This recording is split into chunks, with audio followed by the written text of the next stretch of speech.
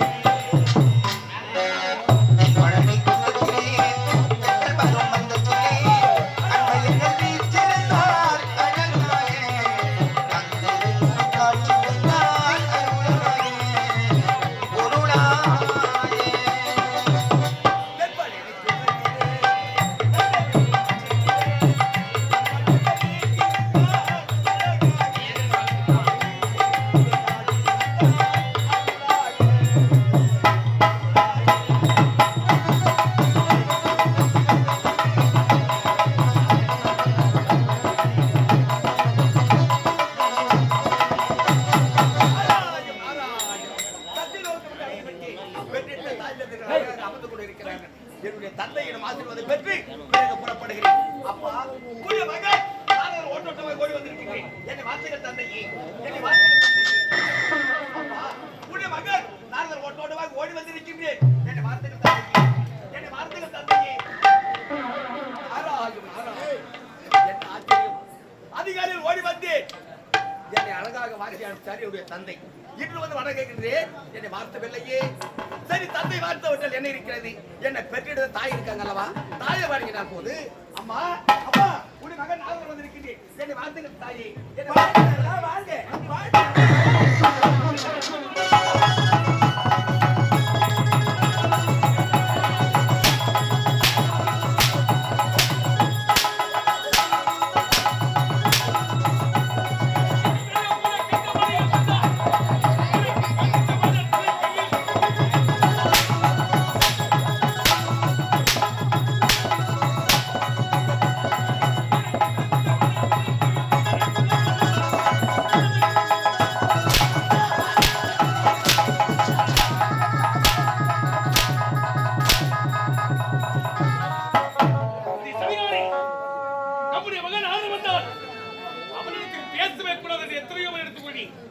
என் வார்த்தையை கேளாமல் அவரை பார்த்தும் வாழ்கிறார்கள் என்று வாழ்த்து விட்டாங்க.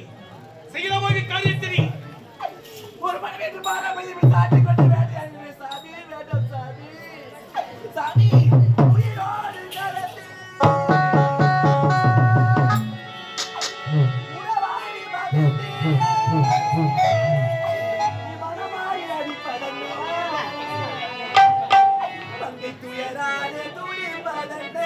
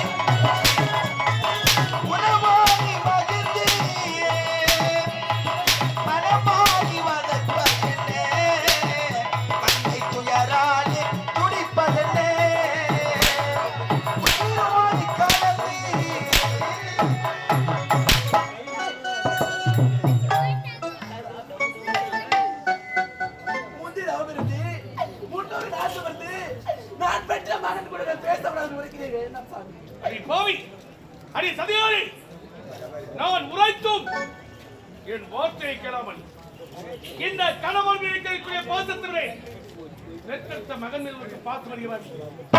நான் உரைத்த வார்த்தையை கேளாமல் மகனை பார்த்து வாழ்கிறார்களா என்று வாழ்த்து விட்டாகி மனைவி.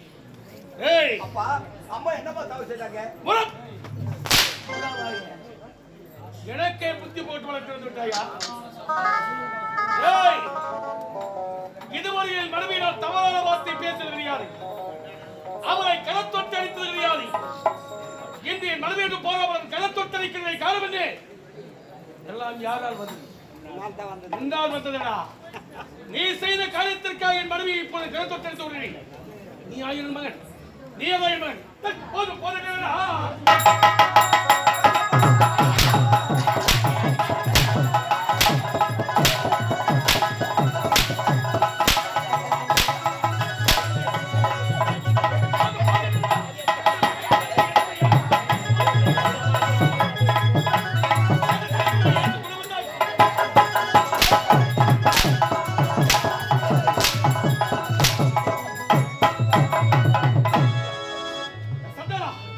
அட நயவஞ்சிகா அட நச்சு பாவி யாகிறது மகன் அப்பா என் மனோ இங்கு பாடுதப்பா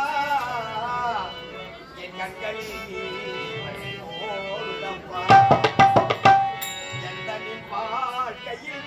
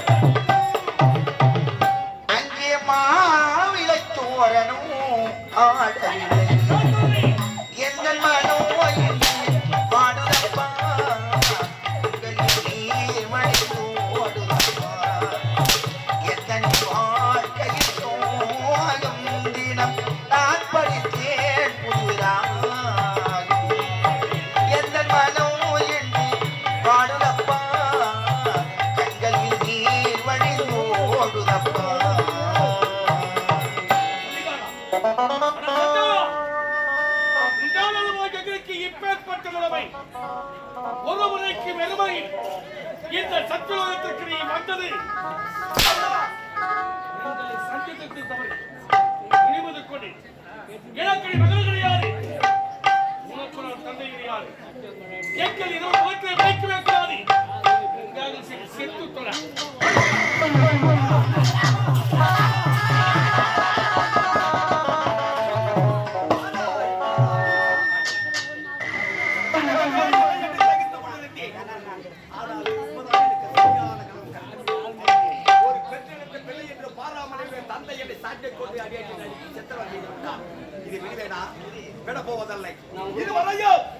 அரக்கர்களுக்கும் தேவர்களுக்கும் பகையில்லாமல் ஒற்றுமையோடு வாழ்ந்து வருகிறார்கள்.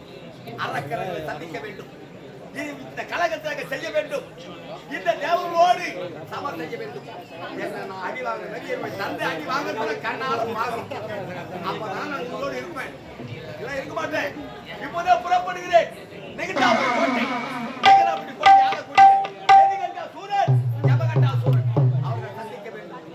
அப்போதுதான் என் தந்தை அடி வாங்க வேண்டும். அவன் கண்குளிர காண வேண்டும்.